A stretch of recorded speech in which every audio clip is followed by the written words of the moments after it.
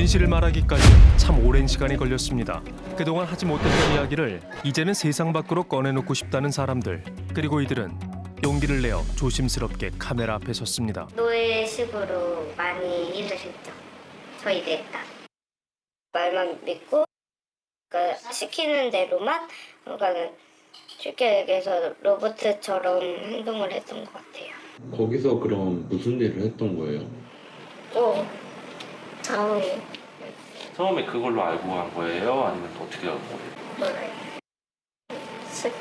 식구예요. 저 같은 경우는 카운터를 보고 있었고요. 이 친구들 같은 경우는 물건이 들어오면은 물건을 뭐 2층이든 3층이든 날라주는 거.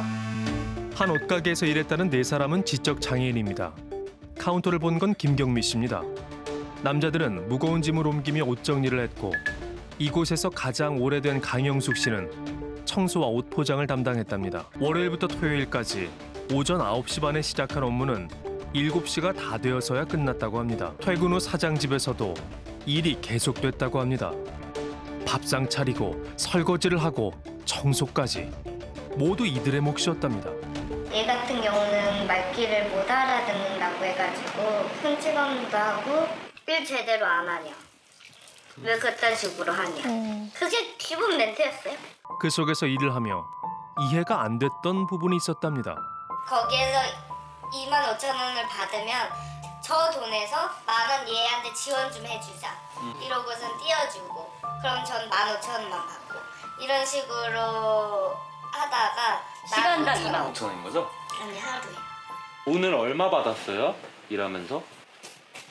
이요? 하루. 최저임금이 1시간당 8,700원대인데 이들이 하루 종일 일해서 받은 돈은 고작 10,000원이 전부입니다. 힘든 건 이뿐만이 아니었다고 합니다. 우리 숙소 호텔 건물. 아, 이게 옛날 모텔 건물이네요. 네. 폐쇄된. 옷가게 사장이 마련해준 일부 장애인의 숙소입니다. 건물에는 알 수 없는 악취가 진동을 했고 가끔은 전기도 물도 나오지 않았답니다. 짧게는 8개월, 길게는 18개월 동안 장애인들에게 일을 시켰다는 옷가게 장사장. 그의 정체는 뭘까? 먼저 장애인들이 일했던 옷가게를 찾아가 봤습니다. 저 가게가 그래도 제법 큰 것 같은데. 와. 사람들의 왕래가 잦은 도로가에 위치해 있는 옷가게.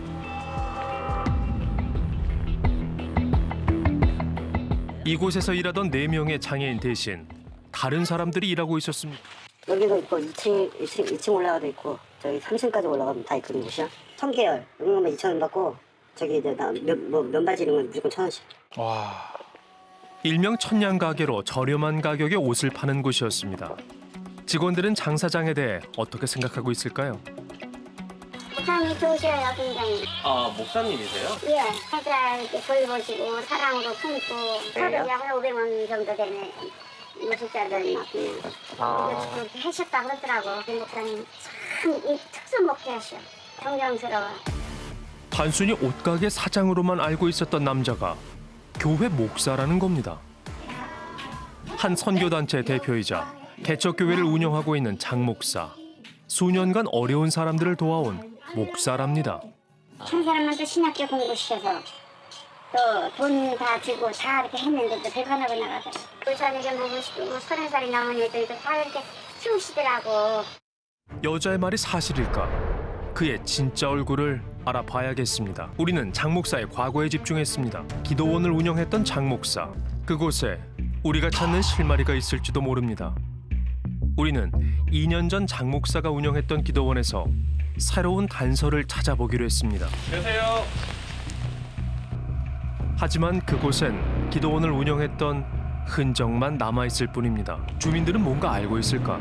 다른 일도 입은 사람도 있고 노숙자 대부분 그런 사람들. 오갈 데가 없는 사람들이니까 그 사람들은 일을 시키고 갈 데가 없는 사람들이니까 밥 먹여주고 막 이러니까. 노숙자들을 재활시킨다고 해갖고 폐자재 갖고 뭐 방석도 만들어서 팔고 그러긴 했어요. 장애인 노숙자 등 거처가 없는 사람들에게 숙식을 제공하며 일거리까지 만들어줬다는 겁니다. 실제로 방석을 판매하기도 했는데요. 주변 사람들이 본 목사의 모습은 사람들의 시선이 닿지 않았던 이들에게 선한 마음을 베푼 사람이었습니다. 과거 기도원에서 일했던 남자와 연락이 닿았습니다. 그는 할 말이 많답니다. 태는 기다릴 때 밭에서 그 고추부터 배추부터 그리고 밭에서 일한 거예요? 예, 밭에서 바깥에 안 돌아갈 적에 일을 시키는 기라 일별이 일을 시키는 내가 말고 또 다른 사람들도 그 있는 사람들 다 똑같이 일을 시키는 기라. 근데 뭐 돈을 받으신 적이 있으신지 좀 궁금해가지고. 아, 돈 하나도 안 받았대요. 일부려고 돈 하나도 안 받았습니다. 그냥 일부려고 투기하면서 일을 시켰지. 불려가지고 사해가지고 또 자판기 기다리게 가서 뭐 20만 원 뽑아가지고 무상 딱 챙겨갔어요. 장 목사의 생활은 일의 연속이었다고 주장합니다. 뭐 거위똥도 치우고 뭐야 다 물타리도 하고 그런 걸 다 시키더라고요. 그래서 했어요. 그냥 아무 생각 없이. 저렴한 가격에 방을 임대한다는 광고를 보고 찾은 기도원. 하지만 그런 일을 하면서 이제 돈은 이렇게 일한 값을 받으신 거예요? 그러니까 일하기 전에 막걸리 그거를 타줘요. 막걸리 같은 거 술을 이제 그럼 그거 한잔 딱 먹으면 이제 기분이 좋아지잖아요. 가가지고 이제 시키는 대로 일을 하는 거예요. 다른 사람은 정신지체야. 그 사람은 한 몇 년을 그런 식으로 그러면서 또 머슴처럼 살았고 목사가 시키면 뭐든지 해야 돼요. 그 사람은. 어느 날은 일을 시킨 후 10,000원을 주더니 무료 봉사 확인서도 받아갔다고 합니다. 그 후 시키는 일들이 더 다양해졌답니다. 오늘 나한테 시키더라고요. 한 번. 나를 자기 차에 태워서 가더니 그 노숙자 네. 자기 명함 좀 주고 헤어가서 명함 한번 돌려줬어요. 어? 그러면 그 사람들이 딱 보고서 목사 그 명함 받고 확실하대가지고 자기가 어렵고 하니까 전화를 할 거 아닙니까. 그러면 그런 사람들을 데려다가 또 기도원에 박아놔요. 사람들을 시켜 명함을 돌리게 하고 노숙자와 알코올 중독자, 장애인을 모집한 장 목사. 장 목사의 속내는 뭘까? 통장을 자기한테 맡기라고요. 그러면은 니들 원하는 담배, 술 이걸 언제든지 해주고 그럼 나는 니들의 그 어떤 하나님이 그러니까 니들은 내가 하라는 대로 완전 그런 식이에요. 그러니까 통장을 맡기게 되고 거기서 통장 관리를 하는 거죠. 남자는 기초수급비 일부와 명의도용을 당했다고 주장합니다. 자신도 모르는 기도원 케이블 TV 이용요금 120만 원이 연체되어 있었다는 겁니다. 그렇다면 장 목사가 노린 것은 무엇이었을까? 확인해 봐야겠습니다. 통장 거래 내역인가요? 지금 얼마 정도 있으세요? 설마 없어요. 하나예요. 아이고 참 진짜. 장 목사에게 통장을 맡긴 두 사람의 통장 잔고는 이자가 들어와서 3원이 된 것과 0원이었습니다. 아휴. 종석 씨의 경우 적게는 50만 원에서 많게는 110만 원까지 장애수당과 주거급여가 매달 입금이 됐는데 이상하게도 돈이 들어오는 날 현금으로 이게 인출됐습니다. 뭐예요? 아이고. 영숙 씨 또한 많게는 400만 원까지 수당이 나온 적도 있습니다. 하지만 입금되던 날 역시나 누군가에게 송금되거나 현금이 인출됐습니다. 수급자에서 들어오는 거래. 그걸 뺏어간 거예요. 둘은 목사가 이미 다 썼고요. 지금 없고요. 돈 못 받았어요? 네. 장애수당이 들어오는 날에 맞춰 은행을 찾은 사람. 그는 옷가게 사장이자 목사인 장 씨였습니다. 이게 그거거든요. 이게 뭔데요? 뭐예요? 그러니까 저한테 전도사 되려면은 그 30만 원을 가지고 와야 된다 이래가지고 저는 원래 딸 생각이 없었는데 수급비 들어오자마자 여기에서 계속 일을 할 거면은 지금 30만 원을 줘야지 이걸 딸 수 있다. 어려운 사람들을 돕는다고 알려진 장 목사. 그의 실상은 장애인들을 이용해 돈을 버는 사업가였던 걸까? 옷가게에서 장애인들을 노동시키고 매달 수백만 원의 장애수당을 빼간 장 목사. 이젠 그에게 확인해 볼 차례입니다. 어떤 마음으로 장애인과 노숙자를 모집해서 그렇게 일을 시켰을까요? 할게 물어봤어요. 그 우리 장애우분 약간 노동착취 때문에 일단 왔는데 이 잘못은 규칙을 정해놓고 합의해서 뭐를 어떻게 해라 이런 게 정해져 있을 때 노동 착취인데 일을 얘들이 하는 게 아니라 능력이 없다니까 능력. 이 박스를 예를 들어서 200개를 넘긴다면 일반 용역을 12만 원 준다고 가정하면 얘는 한 30개를 못해요. 능력이 있는 게 아니고 일을 안 해버려.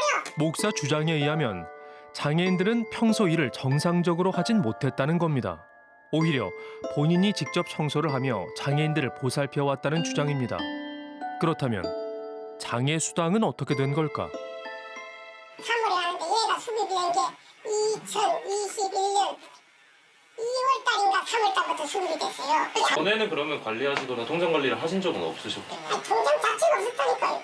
통장 자체가 없어요. 씨도 그러면 언제부터 관리하셨던 거예요? 우리도 결론적으로 지금 이 수급이 다시 된 게 2021년 그러니까 그 전에는요? 얘 징역 왔다 갔다 했지 뭐 수급 탈 수가 있는 시간이 없었다니까. 이렇게 해서 영숙 씨의 경우 수차례 절도죄로 수감되었기 때문에 수급비가 제대로 나오지 않았다는 겁니다. 하지만 실상은 달랐습니다. 영숙 씨는 2018년부터, 종석 씨는 2017년부터 장애 수당이 지급됐습니다. 그동안 두 사람에게 지급된 금액이 총 4,370만 원 가량. 딸려 이런데 그때부터 이제 목사님한테 돈이 들어가고 복지과에서 나오자마자 1분 내로 이렇게 빠지는. 아니야 이런 주급이 20만 원씩 주급이. 아니 그 씨 걸로 형 씨한테 보냈잖아요. 금액이. 이게 받을 수 있는 내가 주거비를 그걸 다른 사람들 제3자한테 줄 수 있다. 이뿐만이 아니라 전 부인에게 매달 25만 원씩 이체된 내역을 확인할 수 있었습니다. 이제 양육비 금액으로 이제 받았다고 얘기를 들었는데요. 양육비를 받아서 내가 줄 게 있는데 바로 보내주면 되지 뭐 자금 이체한테 이체요금 덜 들어가면 그게 뭐 잘못된 겁니까? 씨한테도 32만 원 정도 이렇게 갔는데. 여기 이거 아니고 전기세. 네. 한전이 전기세. 전기세가 어떻게 32만 원이 나와요? 이게 지금 11명이 있었잖아요. 여 숙소에. 네. 11명이 있었는데 겨울에는 60만 원. 평일 때는 보통 40만 원, 50만 원 나와요. 그럼 이제 수급이 되는 사람은 돌아가면 한 번씩 내는 거야. 돌아가면서 낸다던 전기요금은 두 사람이 일정 기간 연달아 지급한 것으로 확인됐습니다. 야. 확인해보니 지난해 4월에는 두 사람 통장에서 전기요금 명목으로 127만 원이 이체됐습니다. 합의금, 월급, 등락, 목욕비, 같이 모든 것을 들어가면 또 소품비, 응? 뭐 사고, 신발 사고, 응? 나는 얘들 잘 믿으려고 매번 3일에 한 번씩 고기 사오고 치킨 사오고 어차피 이제 나오는 수급비로 하신 거 아니에요? 돈 들어가는 뿐 아니고 항상 잠재적인 위험이 있으니까 그래서 CD기에서 현금을 뽑은 다음에 관리하실 필요가 있는 건가요? 돈을 갖고 현금을 얘들 많아지지 지금 내가 뭐 매달 현금으로 인출을 해 본인에게 매일 10,000원씩 지급을 했다는 겁니다. 이게 일당이었네 결국은. 9시간을 일해서 받은 일당이 알고 봤더니 일당이 아닌 본인들의 돈이었던 겁니다. 이렇게 관리해서 그걸 나눠준다는 건 알고 있었어요? 그 돈이? 아니야. 아, 몰랐어요? 일을 해서 받는 줄 알았어요? 일이란 게 없다니까. 아무리 능률이 없어도 그래도 노동은 한 거잖아요. 노동요? 예. 노동을 여기 나오면 내려가 보세요. 뭔 노동을 이기는지. 옷가게에 할 일이 없다는 장 목사의 주장. 제작진이 직접 확인해봤습니다. 그건 뭐예요? 그건 뭐냐면 예. 이 경혜잖아. 예. 그냥 일반 같으면 이 사람을 고용을 하면 네. 시간당 8,000원씩이나 줘야 돼. 뭐 하루에 4만 원씩 줄 거야. 이 이제 능력에 따라 밥은 주고 예. 능력에 따라서 이제 뭐 능력 때문에 아직 일본이 모르잖아. 네가 이게 자원봉사를 한다라고 써줘야 돼. 아, 자원봉사 한다고? 이곳은 옷을 판매하는 곳이 아닌 바자회 행사를 하는 곳이며 일을 하기 위해서는 무료로 봉사한다는 확인서를 작성해야 한답니다. 그렇다면 자원봉사라는 이름 하에 노동력이 착취되는 것은 아닐까?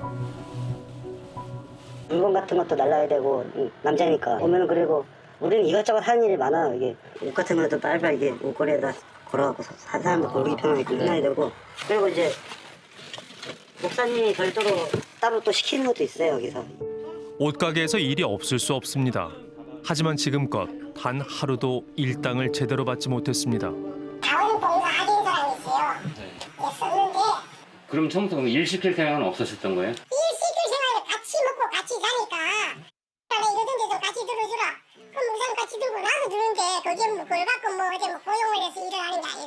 뭐 어떤 일이 조금 생겼을 때 그때 서로가 이제 같이 하는 거지. 같이 먹고 같이 빌라에서 사는데 그럼 그 일 서로가 안 도와주는데 이것 좀 도와줘 할 수 있는 거지. 우리가 같은 한 집에 사는데 가족인데.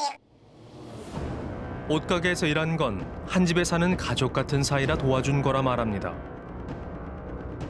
하지만 장 목사는 가족이라면서 꼬박꼬박 주거비를 받고 전기요금과 생활비를 받아왔습니다.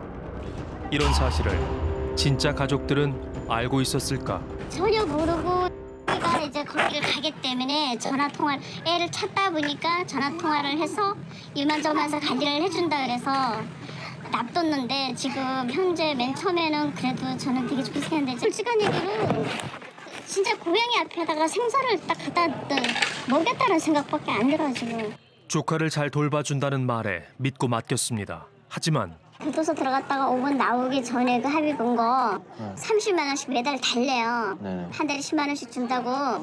그래서 제가 그걸 안 줬어요. 그걸 안 주고 그 핸드폰 요금은 제가 보내줬어요. 지금. 중족 영숙 씨의 고모에게 돈을 요구했다는 겁니다.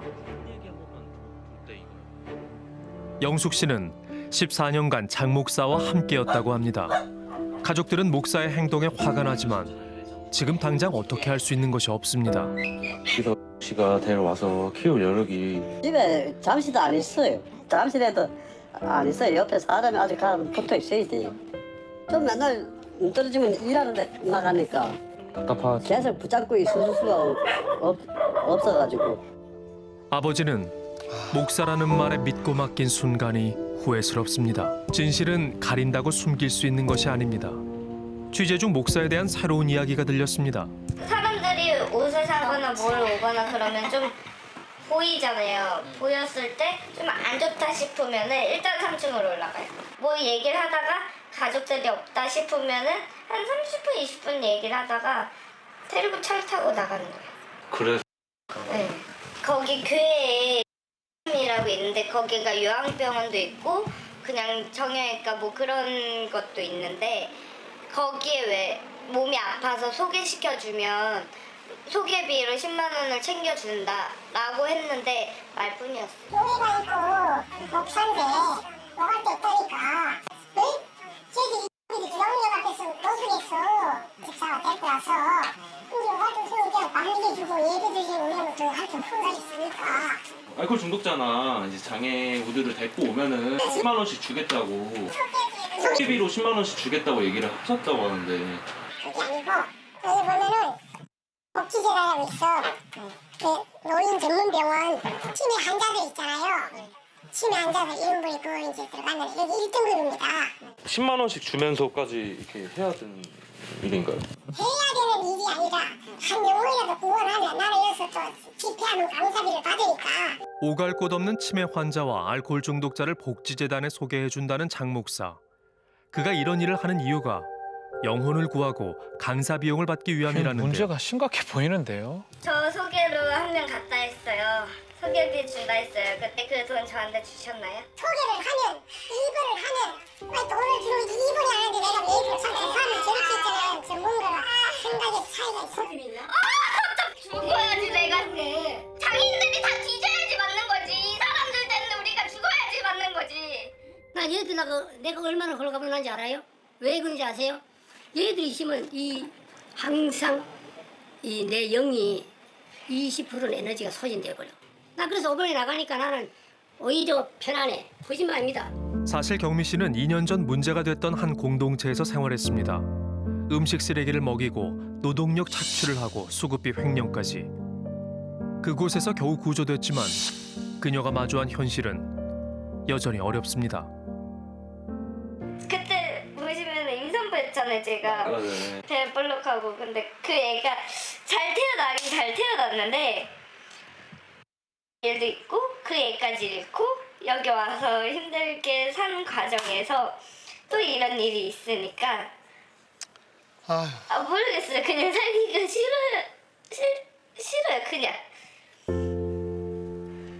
좀 많이 혼란스럽고. 아이를 잃은 후 삶을 노래했던 순간 지인의 소개로 새로운 희망을 안고 찾아간 곳이 옷가게였습니다. 작은 희망이 실망으로 바뀐 네 사람. 시청은 장 목사의 횡령에 대해 조사를 진행하고 있습니다. 4명 중에 한 친구는 가정학대 의심이 있어서 연락하지 말라고 해서 연락 안 했고, 또 어떤 분은 거기 있던 아이는 내 자식이 아니니까 다시는 연락하지 말라는 분도 있었고, 다른 2분은 이렇게 심정적으로는 걱정은 하시는데 이게 좀 이렇게 뭐랄까 키울 수 있는 여력이 안 되다 보니까 그냥 걱정만 하시는 정도. 어둠 속의 작은 불빛은 누군가에게 큰 희망입니다. 장 목사가 이들에게 그런 불빛 같은 존재였을 겁니다. 이들의 약하고 선한 마음이 누군가에게 악용되어서는 안 될 것입니다.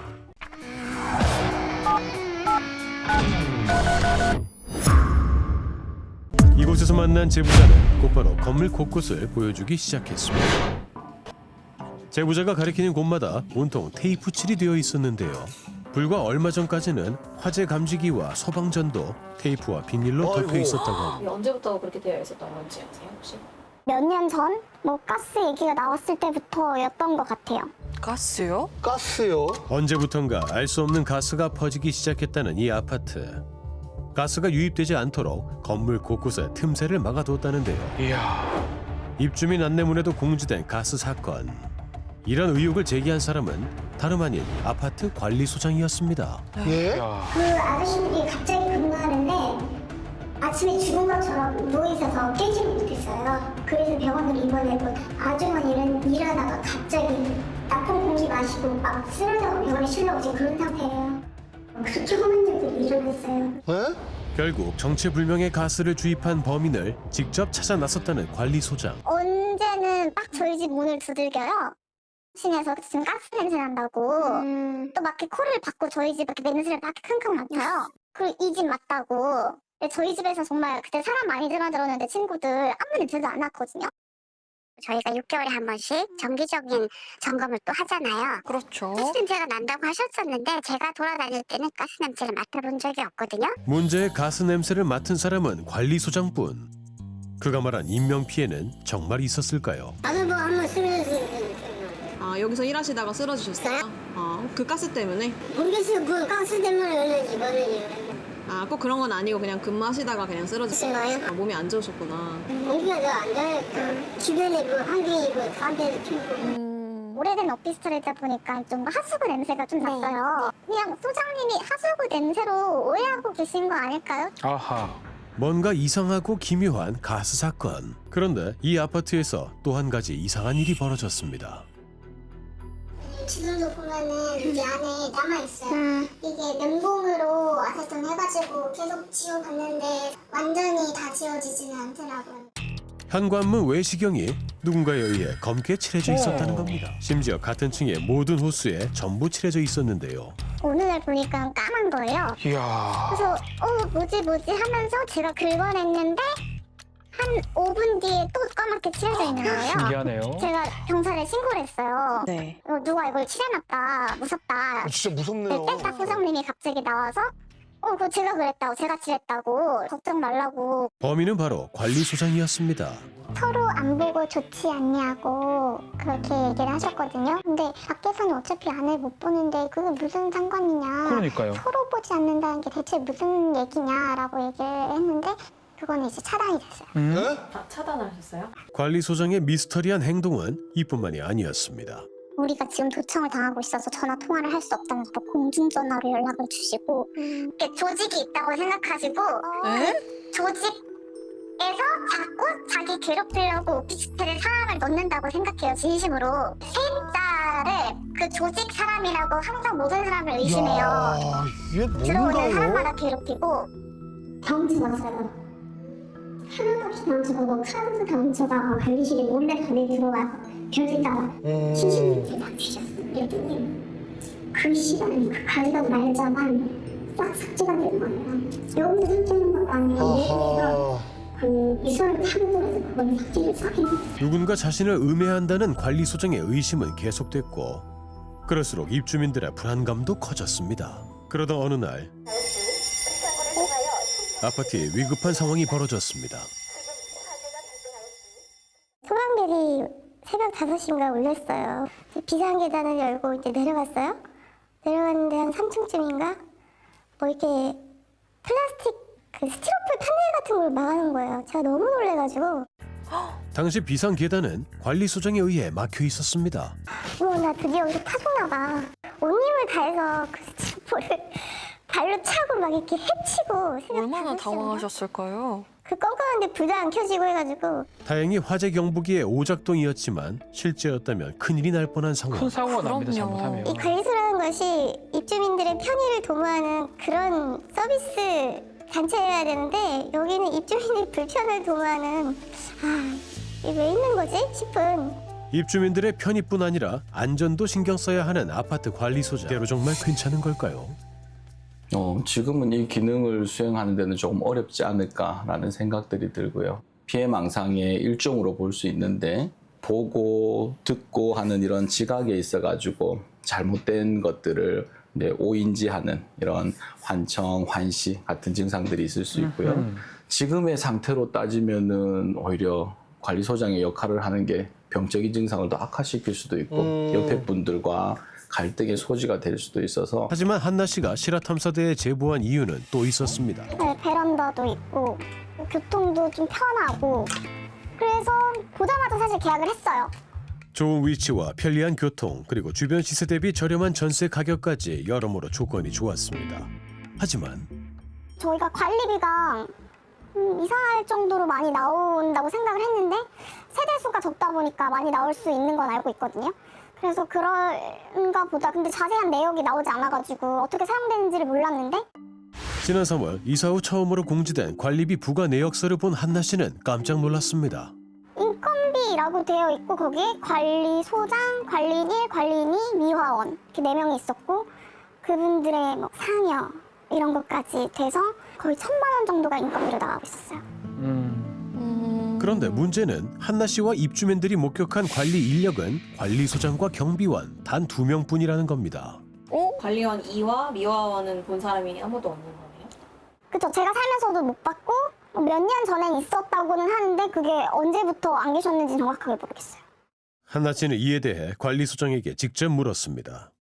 일하시는 분이 소장, 관리인 1, 관리인 2, 미화원 이렇게 나오잖아요. 지금 다 입원했어요. 여기서 이상한 일이 벌어져갖고 그 사람들이 몸을 다 못 써요. 지금 그래서 내가 추가로 그분들 대신해서 청소까지 다 하고 있어요. 그럼 그분들의 급여를 소장님이 받으시는 거예요? 도로 입금을 하죠. 통장 큰일 나죠. 내가 월급 250만 원이니까 도로 입금을 하죠. 270만 원 정도 나와 있는데요.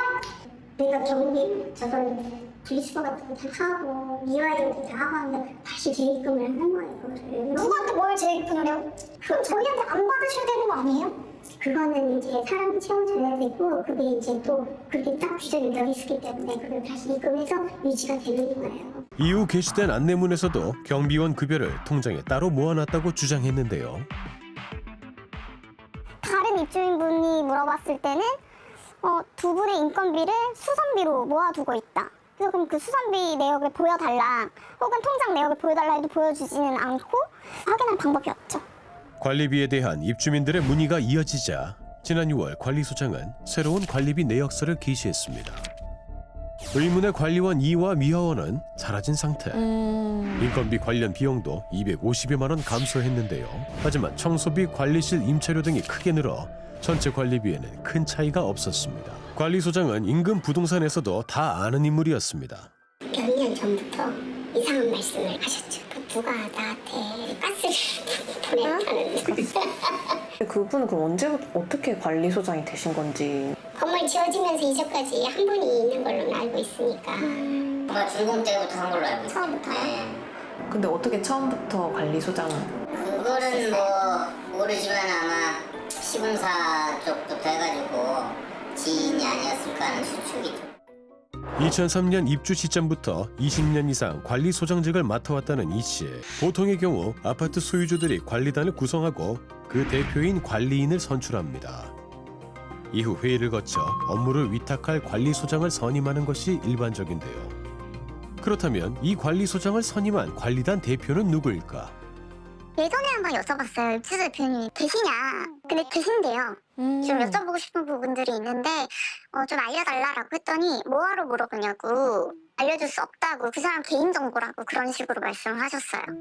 입주민 대표분이 있으시면 소장님한테 강력하게 얘기를 하겠죠. 저희의 뜻을 모아서. 근데 그분이 계신다고 하지만 저희는 본 적이 없네. 약간 유니콘 같은 존재고. 보통 이제 그 관리소장을 뽑으려면 그 회의가 있잖아요. 그런 것도 없었어요. 저도 이 주인인데 네네. 그런 게 없어요. 하지만 다달이 입주자 대표회의 업무 추진비도 관리비에 포함되어 있었습니다. 관리인 누군지 말씀하세요. 얘기할 필요 없어요. 왜 없어요? 관리인이 나한테 누구예요? 관리소장이 소장님이고요. 관리인이 누구냐고요? 관리인이 어디가 있어요? 입주민 대표가 관리인이에요.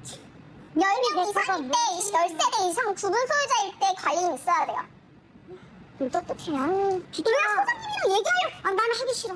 그리고 아파트 관리 규약 보여달라고 계속 말씀드려요. 없어요. 그건 다 훔쳐갔어요. 10년 동안 관리 치면서. 지금 관리실도 저작권 넘겼어요. 관리실은 어디예요? 관리실은 알아야죠. 관리시설에 저리 가. 얘기하면 쉽지 않으니까. 관리실 어디냐고요? 그거 알아서 뭐 하게요? 알면 알수록 미스터리 투성인 관리소장 이씨. 그의 이야기를 들어봐야겠습니다. 입주민들의 증언에 따라 관리실로 추정되는 곳을 찾아간 제작진.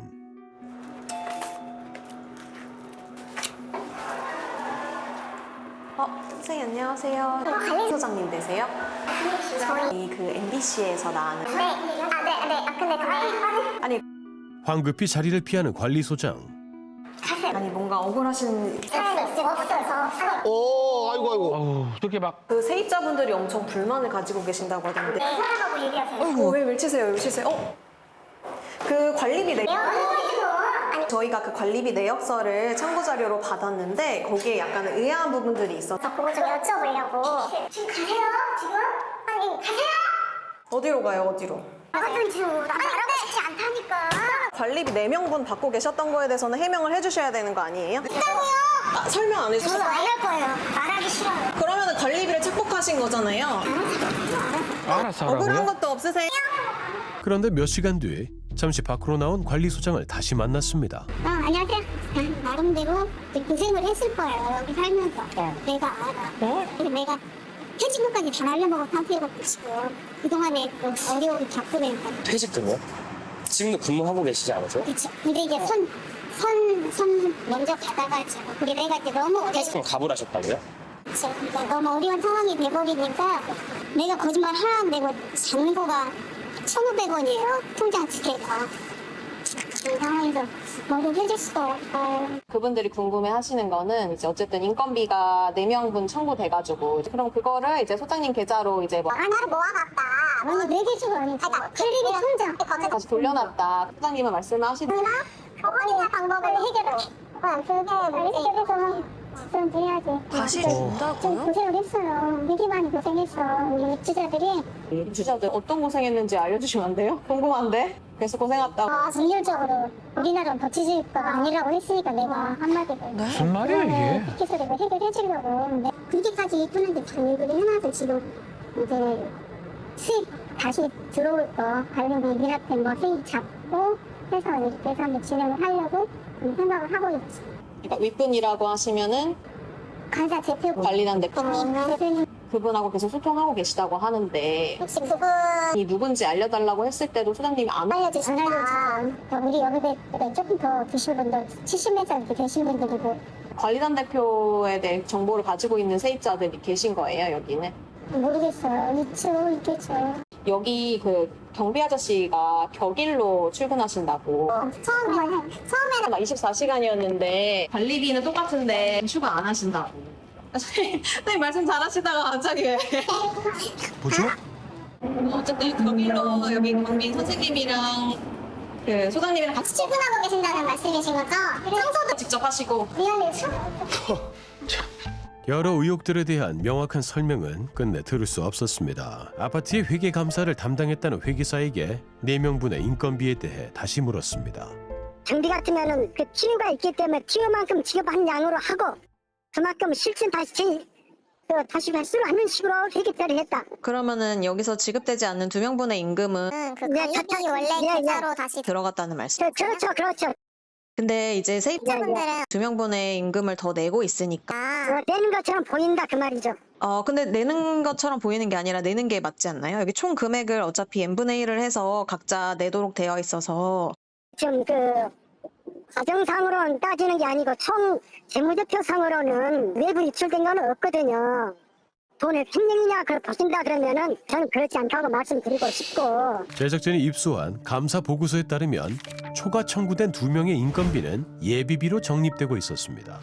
이 밖에도 법에서 정한 범위를 뛰어넘는 과도한 연체 요율, 한 달 새 10배나 상승한 청소비, 그리고 관리소장에 대한 상여금도 의아한 부분이라는데요.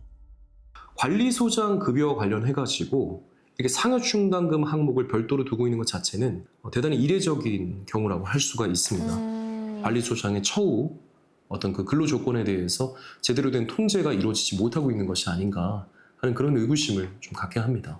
어떤 경우의 수를 좀 생각해 볼 수 있을 것 같습니다. 실제로는 관리인이 선임되어 있지 않을 가능성이 큽니다. 만약에 관리인이 선임되어 있는데 그렇게 하는 거라고 하면은 아마도 관리인과 관리소장 간의 어떤 모종의 유착 관계가 형성되어 있을 가능성이 있습니다. 관리사무소의 사업자 명의까지 본인의 이름으로 등록한 관리소장 이 씨. 어느 경우의 수든지 간에 정상은 아니고 적어도 관리인을 향해서 최소한 관리소장을 향해서 이거는 분명히 문제 제기를 할 만한 상황이라고 보여집니다. 까맣게 칠해놨어. 근데 이런 사람이 어떻게 관리소장이 됐어요? 바뀌는 게 좀 맞는 방향이 아닌가. 그렇다면 이 문제를 해결할 수 있는 방법은 뭘까? 결국에는 이제 구분 소유자의 협조 없이는 좀 근본적으로 어려운 게 있습니다. 대표기구를 구성해야 되니까 원칙적 형태는 일시장소를 정해서 집회를 열어야 되는데 오피스텔 같은 경우는 소유자가 실제로 거주하는 비율이 낮고 대부분 이제 세를 주고 있는 상황이기 때문에 사실은 큰 관심을 갖지 않은 경우들이 대부분입니다. 그 과정이 순탄치만은 않을 것 같습니다. 집회가 소집된다 해도 문제는 남아 있습니다. 지금 현재 소장님을 해임하고 관리인단을 뿌리고 하는 그런 절차를 진행하기 위해서는 일단 소유주 과반수의 동의가 있어야 하는데 연락이 안 닿는 경우도 많고 등기부등본을 떼서 봤을 때 그 소장님이 소유하고 있는 호실이랑 그 소장님 가족분 명의로 추정되는 그 호실들이 되게 많았어요. 관리소장이 얼마나 많은 세대를 보유 중인지 확인하기 위해 총 110세대의 등기부등본을 일일이 확인해봤는데요. 그 결과 관리소장 명의가 총 4채, 그의 자녀와 친인척이 소유한 것으로 추정되는 집까지 총 11채 이상인 것으로 파악됐습니다. 그런데 눈에 띄는 이름 하나가 있었습니다. 바로 관리소장의 회계 업무를 돕고 있는 것으로 파악된 모 회계사무소의 조 씨. 조 씨도 이곳 소유주 중에 하나였습니다. 현재 40명이 넘는 입주자들이 투명한 정보 공개와 관리소장의 교체를 원하는 상황. 이 많은 입주민들은 그들이 놓인 사각지대에서 벗어날 수 있을까요?